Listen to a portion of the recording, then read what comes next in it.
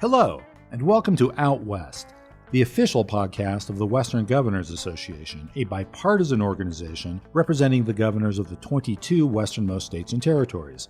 I'm Jim Ogsberry, Executive Director of WGA. This episode of Out West continues our series focusing on the WGA Invasive Species Data Mobilization Campaign, which encourages land managers, landowners, conservation groups, and NGOs to standardize and share invasive species data in the West. For today's episode, Policy Advisor Laura Cutlip sits down with state fish and game and invasive species specialists from Washington and Wyoming to highlight the importance of effective cross-boundary partnerships, communication, and data sharing to effect a successful rapid response to an invasive species emergency. In early spring of 2021, highly invasive quagga and zebra mussels were found living in Maremo mossballs being sold by pet stores across the United States. Brian Nesvik and Joshua Leonard, the Director and Aquatic Invasive Species Coordinator of Wyoming Game and Fish, are joined by Captain Eric Anderson with the Washington State Department of Fish and Wildlife and Justin Bush, the Washington Invasive Species Council Executive Coordinator, to discuss how Western states work together with various federal agencies and pet stores across the country to combat a potentially catastrophic spread of these mussels.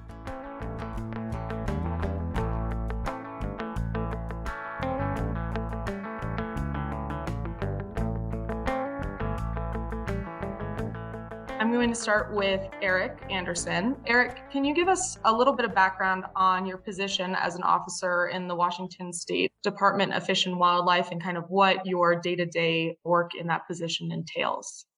Yes, thanks. So I'm actually a captain with our enforcement program, and I'm a fully commissioned fish and wildlife officer. Worked my way up through the ranks, and I run our aquatic invasive species enforcement and check station program. So basically, I oversee the operation of 3 watercraft inspection stations. So when boats are coming into the state of Washington, it's a mandatory station that they have to stop.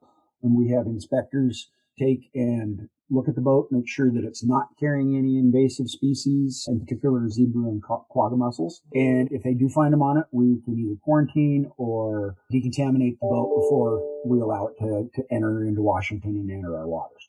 I also oversee any type of enforcement actions that have to do with aquatic invasive species in the marketplace. So on this particular thing that we're going to talk about, the mossballs, I coordinated the enforcement response throughout Washington State as it occurred. Our next speaker, also from Washington, Justin Bush. Justin, can you also give us a little bit of background about yourself and your position as the executive coordinator for the Washington Invasive Species Council? My pleasure. The council was created by our state legislature in 2006, and it's tasked with policy-level direction, planning, and coordination for combating harmful invasive species and preventing those that may be harmful. The council considers the economy as well as the environment and invasive species, whether they're plants, animals, or pathogens, terrestrial as well as aquatic. To prevent invasive species impacts, the council breaks organizational silos, and it provides a forum for agencies and stakeholders to collaboratively set policies and share successful approaches. The council works together with all state agencies to have a role in invasive species, as well as tribal nations, federal and local agencies, industry, and conservation partners. The council takes a really wide view and works across all missions and breaches silos so that we are working on the same page when we're addressing invasive species. We create a statewide strategy that we say sets the compass for everyone in dealing with this problem. Relating to emergencies, that shows the real value of invasive species councils because we have an existing relationship with all these agencies and other stakeholders. And in a moment's notice, we can get people on the phone, we can organize a response such as that we saw with the Maremo mossball incident. Thank you, Justin. I'm going to go then to Josh Leonard, who is the statewide aquatic invasive species coordinator for Wyoming Game and Fish. And Joshua, if you could also talk a bit about how your position might differ from Justin's as a aquatic invasive species coordinator, and just a little bit of background about yourself.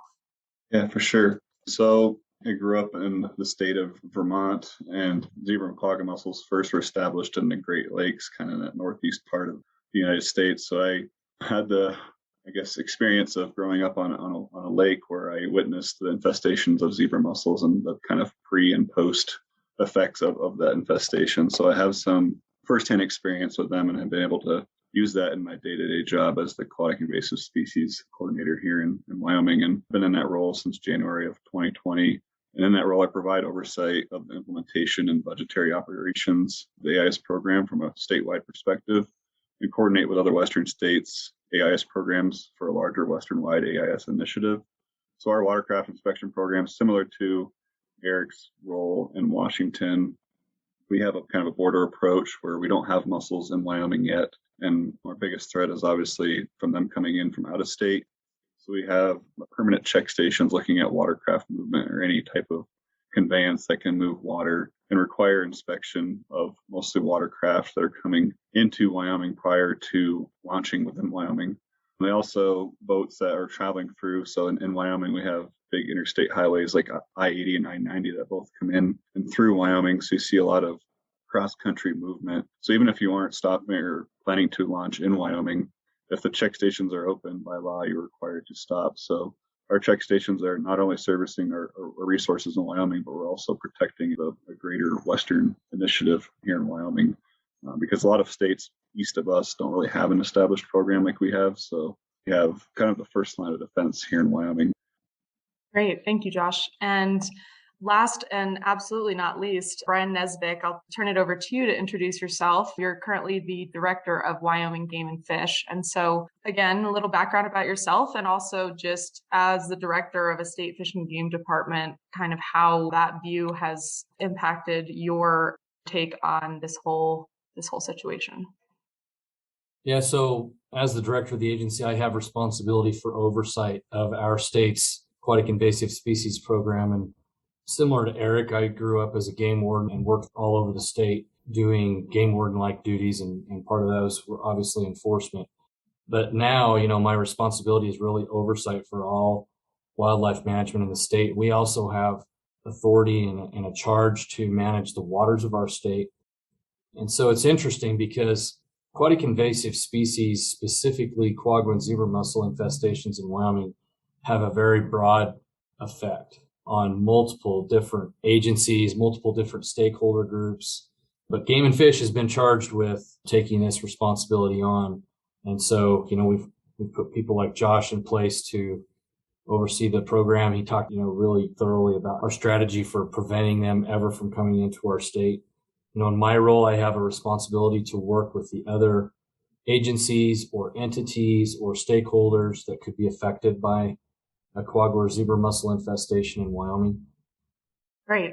And for those listeners who are not necessarily in our world of invasive species that might be listening to this podcast, can you give a little bit of background, just kind of a brief overview of what we're talking about when we're referring to this quote unquote mossballs situation?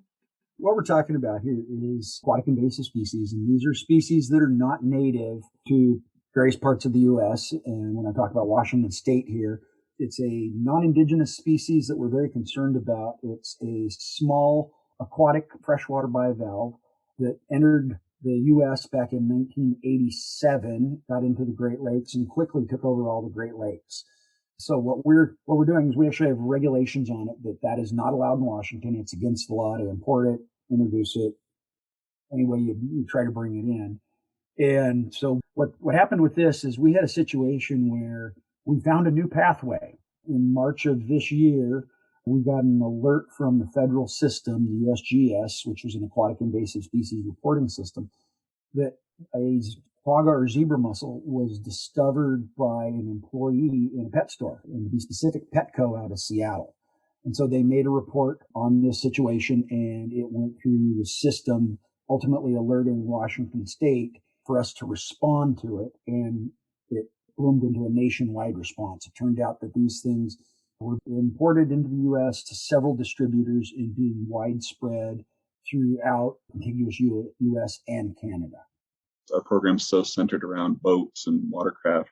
We really weren't thinking of aquarium and the pet trade as much as we were as far as zebra and quagga mussel movement. There's obviously other AIS like snakeheads or goldfish or other aquarium type pets that are moved. in that system or hobby, but we never really considered zebra and quagga mussels being a vector through aquarium trade. So we had to really think broader and more outside of our normal realm of what we do as a program. So that's kind of how my role has changed since this whole thing happened. As Josh indicated, we were surprised. We never anticipated that pet trade as being a vector, but we really took the lead in mobilizing the state to do our level best to make sure that we responded quickly to this little mini crisis. So you've all spoke about how you were already focused on the mitigation of spread of these invasive mussels in your states and across the West and across the country. And you were obviously focused on keeping them contained in a different manner. So I'm interested to hear if you remember how you first learned about the situation and what were those first steps that you took when you realized what was happening with this situation. So I can remember back actually what happened on this, and it's great that we got Justin on board with this because I worked very closely with Justin with the Invasive Species Council. In fact, I'd have to say that we probably talk on a weekly basis about things that are coming down the pike, pun intended. Because pike is an issue in Washington as well. But I was actually talking to him via video chat when he got an alert via email from the USGS Non-Indigenous Species Alert Line. And literally he goes, "Hey, I just got this thing on my email." And I got an email at the same time from another state coordinator, Tom Wolf, out of the state of Montana, who had received it as well. And so we were able to act on it very quickly. Justin had the alert. I got an alert from Tom. And we started discussing immediately as to how we needed to follow up on this. I turned around and immediately contacted our prevention side, our biologist, Jesse Schultz, and we started talking about, okay, I'm going to try to get an officer up to that Seattle store from Petco to verify exactly what this is. No matter what, you trust the information, but you still want to verify it. And luckily, since we have our own dispatch system, and I can look on a computer screen and see where our officers were, I actually personally called Sergeant Eric Olson, who's a good friend of mine, and Eric was able to respond within 30 minutes. So we had almost an immediate response, of which Eric was able to confiscate 12 moss balls that he could see that did have remnants of zebra or quagga mussel shells in them. And he talked with the store manager, found all the information that he could about Petco, the regional director and things like that, because we knew we were going to need to talk to them because we didn't think it was isolated. We were hoping it was isolated, but it's a big chain store. And so he got that information, quickly forwarded it back to me. And then we got the mossballs down to Jesse Schultz, our biologist, for full identification of it to make sure that that is exactly what we had. So we were on it within a half hour of receiving the information. So the interesting thing from my perspective with that initial notification is because we share data and we share notifications across the West and we have these agreements in place, I was alerted by some Canadian partners that had sent me the email because they had received it. I think that really underscores the value of data sharing as well as those immediate notifications. The way I found out here in Wyoming was through an email from Eric. I want to say it was March 3rd, and was like, wow, that's interesting. I wonder if this is a bigger problem than just a localized Washington Petco store. Here in Wyoming, we have 8 AIS specialists that work throughout the state. So I forwarded that on to those folks and just said, hey, I'm not sure if you have Petcos within these towns that you operate in, but if you do, it'd be really worthwhile for you to go and take a look and see if they have this product and see if there might be that infestation there. Shortly after that, I obviously ran that communication up the chain. So folks like Brian were apprised of what might be going on. Not shortly after, I think the first one we were able to get to is Rock Springs in Wyoming has a Petco. Our specialist there, Eric Hansen, was able to quickly confirm that he was finding zebra mussel shells and fragments and even adults within the product. So we quickly learned that we were exposed. Then from there, kind of our emails, I think, started just flooding in from other states saying, hey, we got them, hey, we got them. And it just started confirming that this was a more nationwide problem than just even a Western-wide problem. It was going to be a long process and a bigger issue than we were planning on dealing with that day. Yeah, I think that's one of the more interesting things that I followed along with this circumstances, just how quickly it became known that many states had contaminated products in their stores. So are there other folks that through this process you became in closer contact with that would have been more beneficial to have communication with from the start, or were the relationships that you had pretty adequate for having a very quick response to the issue? We actually lucked out in this case in the fact that on the Washington State Invasive Species Council, there is a council member that is a member of the pet trade organization. However, and that's local, that's in the state of Washington, that's just starting to take off.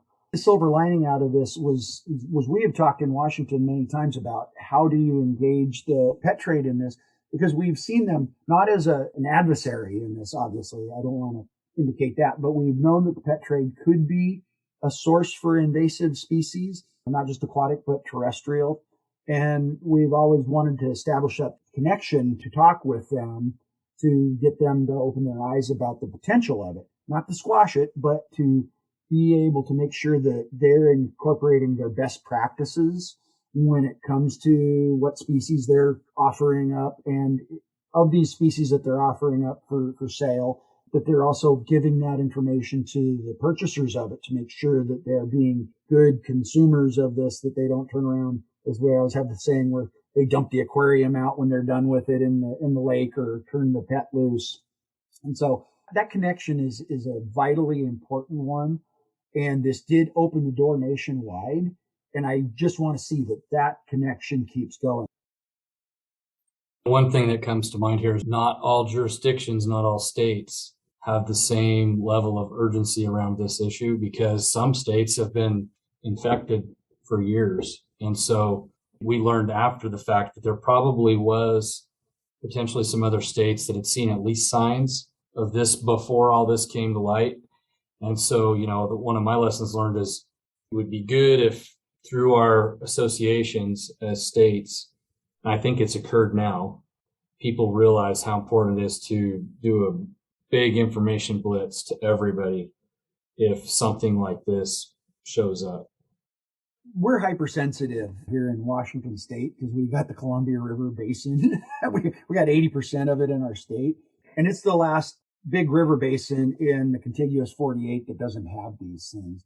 And we literally have got hundreds of millions, if not billions of dollars at stake if zebra and quagga mussels get into the water, because they'll affect the hydroelectric dams, they'll affect irrigation, and then they'll affect all the salmonid and the salmon recovery efforts that have been undertaken here for our ESA listed species. So we're really hypersensitive about it. And like Brian was saying there, it's different for other states that have had these things in it for 30 years. So getting that, kind of reestablishing that connection and being able to say, hey, make sure you give us a heads up on this if you know something. And I think that's, as Brian's saying, they're starting to come around on it. I really want to express the fact that both Petco and PetSmart were so responsive in this situation. We were on tap with their regional and all the way back to corporate right off the bat. And they were doing everything that they could to work with us and to make what happened right again. They were caught just as a surprise as we were. So again, it should be noted that they were partners in this, and that was an example of stepping up to the plate. I'm going to build a little bit off what Eric said. I think that Wyoming took this very seriously. We did that because we're obviously a headwater state for multiple basins, including the Columbia River Basin. So if they hadn't let us know and we became vulnerable and became infested in a place like Jackson Lake, Palisades Reservoir, the downstream effects would eventually catch up to someone down in Washington. So the importance for us was not only for our state, but also those other states surrounding us. And some of the communication, I think us as AIS coordinators in the West and everywhere, part of our job is to be good communicators, outreach, and educate folks. And we naturally like to talk. You get a group of folks like us in a room together, it's really hard to get a word in edgewise or meet a timeline in which we've set for an hour or two. And I think that just speaks highly to our ability to communicate to each other across the West. And this example of how we responded to the situation just highlights that perfectly. Definitely, the pet industry was our greatest partner in this response. They really came through in a big way, as well as our nurseries and getting the word out and spreading awareness as well as decontamination and disposal practices. But the point I also wanted to make was about that first detector, and that person deserves an award. This really underscores the value that the public plays as first detectors. We often say, if you see something, say something, report it to the Invasive Species Council or your local Department of Fish and Wildlife. And this is just another example of that really critical role that the public plays. And that one person that was aware and knew to say something in the state of Washington triggered an international response.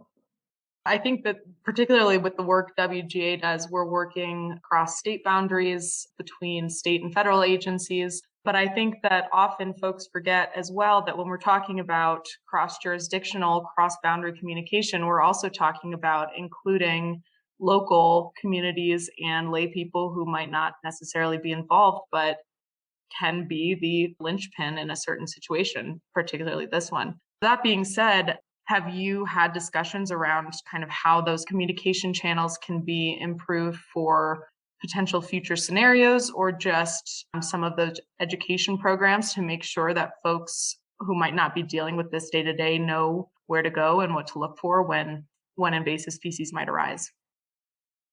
I'll jump in on that one. We've assessed this situation, kind of played the armchair quarterback afterwards. And we work really closely we have the Columbia River Basin team, the CRBT, which is ran out of the Pacific States Marine Fisheries Commission. And we've had extensive discussions about what went right, what went wrong. And I'm going to say that this actually went probably about as good as you could imagine for it to happen, given the way we discovered it, how quickly the scope grew, and how quickly other agencies came online to take part in this. When you look at it, considering that within a day we had discovered it wasn't just Washington, that it was nationwide, that it was confirmed down in Florida in a pet store down there, and then the other states were coming online almost that quick. That showed how quickly the word spread. And then to mobilize and start taking action, that almost happened immediately as well. As each state came online with knowing it, they started doing their own response. And so I want to say that it went really well.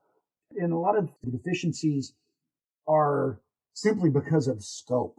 I mean, literally when you're dealing with something that is all across the nation and in Canada, and you find it out that quick, how many jurisdictions come into play in that? And again, the key is communication.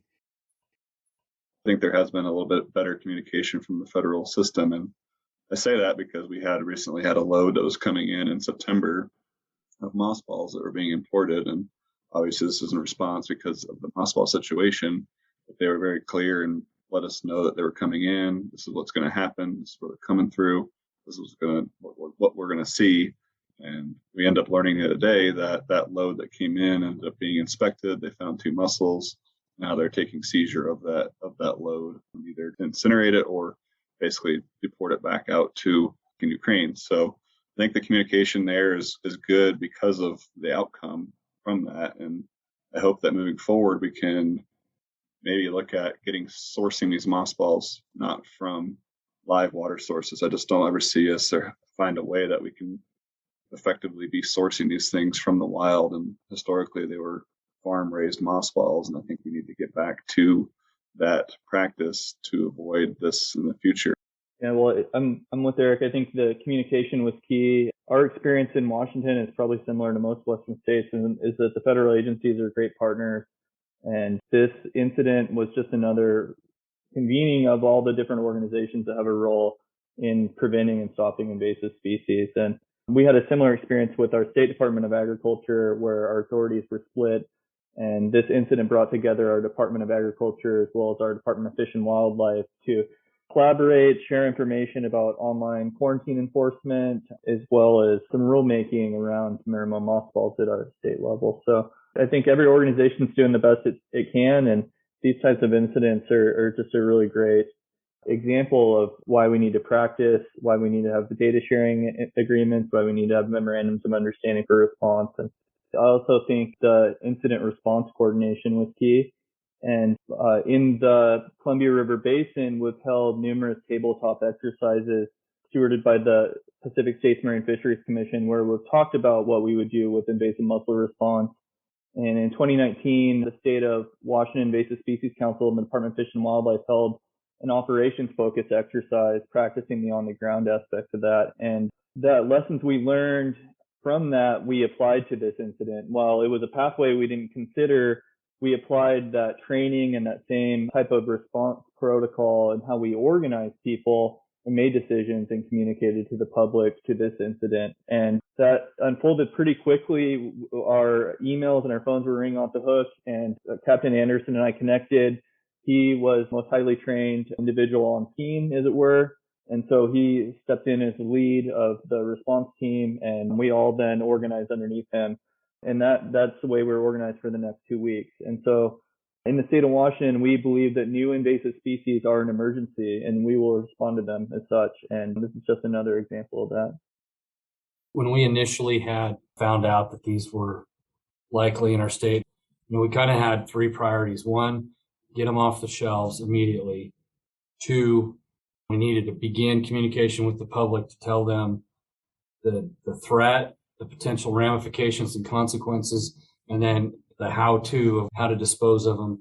And then three was to get the other agencies across the state who had some responsibility for infrastructure or water that could be affected on board. And very quickly after we discovered this, our governor appointed a task force of several of his cabinet members with the charge to go out and figure out how to respond to this thing. And we did all those things simultaneously. We didn't begin the effort, though, to go out and start looking for them outside of pet stores till after we kind of took care of those three real high priorities. Some of the other agencies that had not ever really been aware of the threat from mussels, I think a lot of them were kind of like, hey, it looks like you're overreacting a little bit here. But all of them realized after we did this education push and provided some good information on the consequences, I think all of them, for the most part, got on board. And we had, hydroelectric power generation folks in the room, Department of Agriculture, the state parks, obviously, ourselves, and a variety of other folks, Homeland Security, were all put on this task force to do an immediate response. And I think it was effective. I think we did the right things.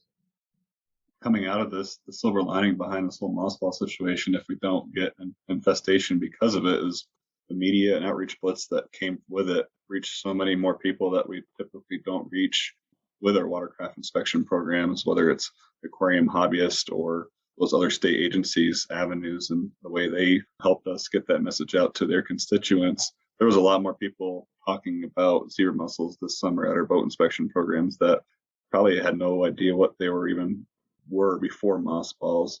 And I'll admit I didn't know what a mossball was before March, and I kind of wish I didn't. But if we come out of this unscathed, I think that will be the ultimate win. I mean, our compliance, our check stations were way higher than they've ever been, and I can attribute that to some of the messaging and outreach, but also some of the partnerships and relationships we've built in that emergency response team that Brian was talking about. So I appreciate the view that this was a really successful response. And obviously that is what invasive species folks have been working for, preparing for an emergency rapid response and being able to deal with something like this as quickly as possible.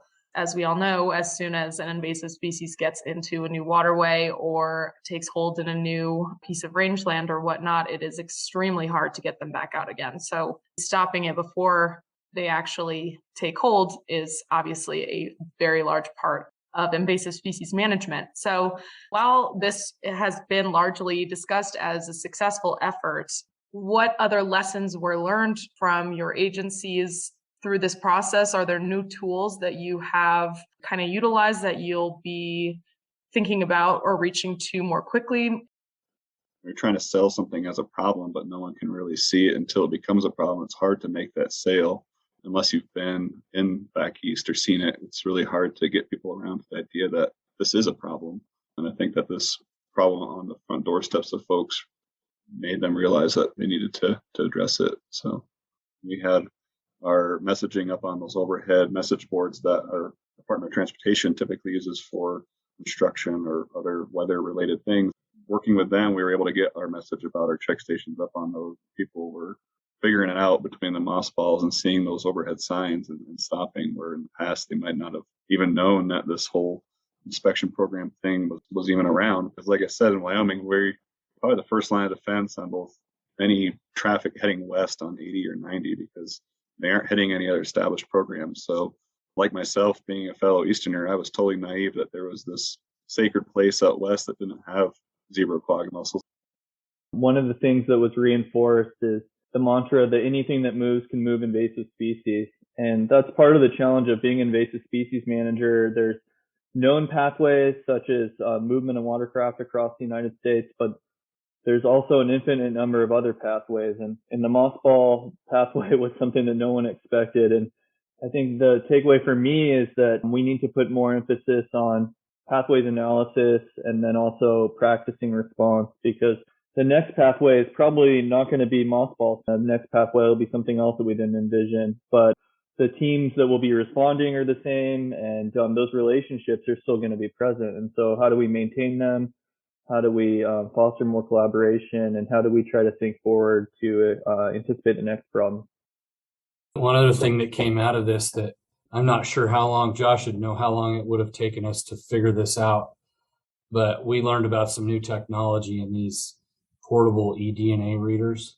As we really started probing, and Josh and his team were probing around to try to find out a quick way to test water. We did have COVID testing going on in those water treatment plants already, but we were trying to figure out, how's a really quick way to do this. And we came in contact with this new technology. It was expensive, but it was worth it.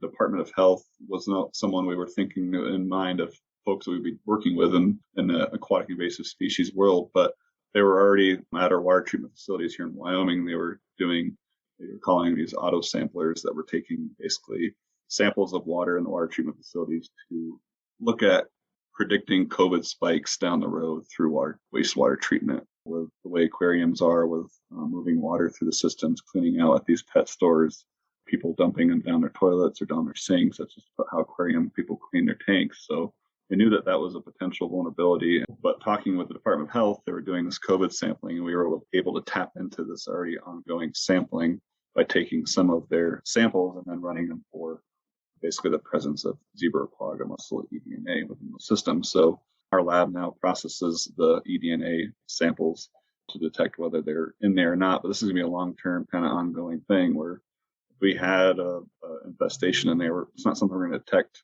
The longevity, the longer that we do sampling, the higher our probability of detecting it is, just given the life cycle and the biology of zebra and quagga mussels. Is earlier on, you're probably less likely to detect it, but a year or two down the road, that's when you're most likely to detect it, just given their life cycles. So it was a really cool and unique outcome that you would have never thought would have been there.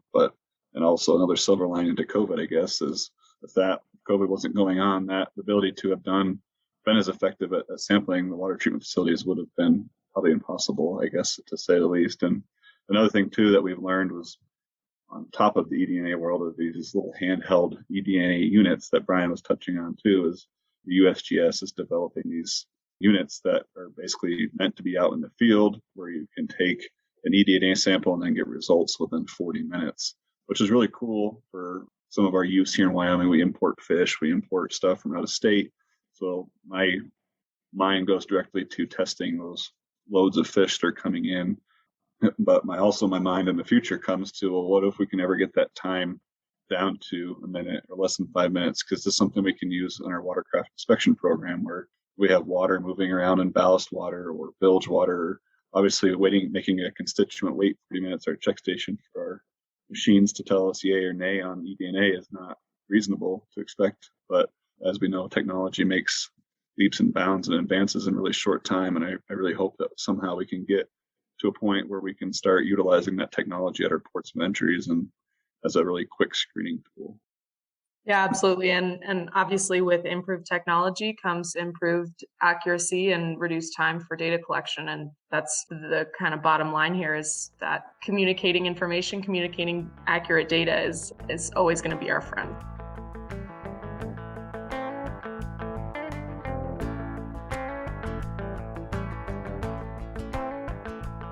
Thanks for listening to this episode of Out West. WGA would like to thank Brian, Josh, Eric, and Justin for their remarkable insights into this issue and for sharing them with Out West. This episode marks the end of year 1 of the Invasive Species Data Mobilization Campaign. To learn more about WGA's ongoing efforts heading into the campaign's second year, please visit westgov.org. Happy trails, everyone.